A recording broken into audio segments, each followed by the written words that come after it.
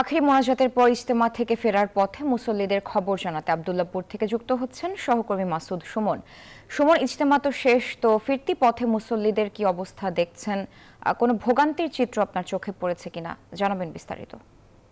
আমরা এই মুহূর্তে আছি আব্দুল্লাহপুরে। আপনারা জানেন যে বিশ্ব ইজতেমার কিন্তু এই দ্বিতীয় পর্বের আখেরি মোনাজাত শেষ হয়েছে। এখন কিন্তু মোনাজাত শেষে কিন্তু সাথে সাথেই জোহরের নামাজ পড়েছেন মুসল্লিরা। নামাজ শেষে কিছু কিছু করে কিন্তু এখন যার যার গন্তব্যে ফিরছে।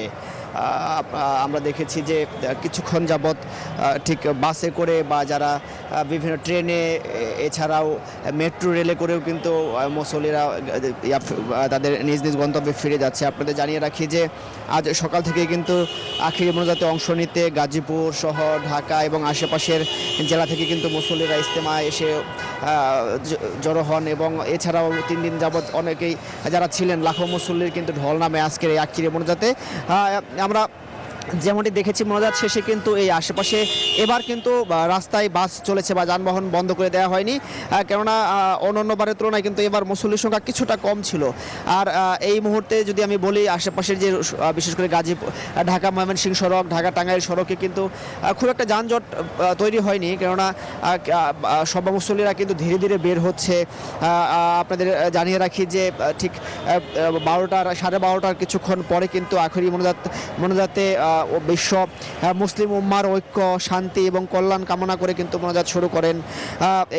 এছাড়াও বিশ্বের পথভ্রষ্ট মুসল্লিদের সঠিক পথে চলা এবং তাবলিগের কাজে সবাইকে নিয়োজিত হওয়ার তাওফিক কামনা করা হয় কিন্তু আখেরি মোনাজাতে। এ সময় লাখো কণ্ঠে কিন্তু উচ্চারিত হতে থাকে আমিন আমিন ধ্বনিতে কিন্তু মুখরিত হয়ে ওঠে এই 160 একরের ইজতেমা ময়দান। আমরা যেমনটি দেখেছি যে ইজতেমা ময়দান এই মোনাজাত শুরু হওয়ার পর থেকে কিন্তু শুধুমাত্র যে ময়দানটি সেটি নয়, আশেপাশে সড়ক কিংবা বিভিন্ন বাসার ছাদে বা অলিতে গলিতেও কিন্তু এই মুসল্লিদের সমাগম দেখেছি আমরা।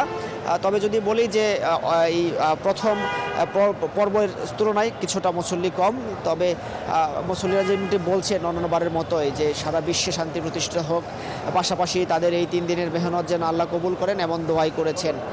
এই ছিল আমার কাছে সর্বশেষ টঙ্গী ইজতেমা ময়দান ফেরত মুসল্লিদের তথ্য। সুমন, আপনাকে ধন্যবাদ।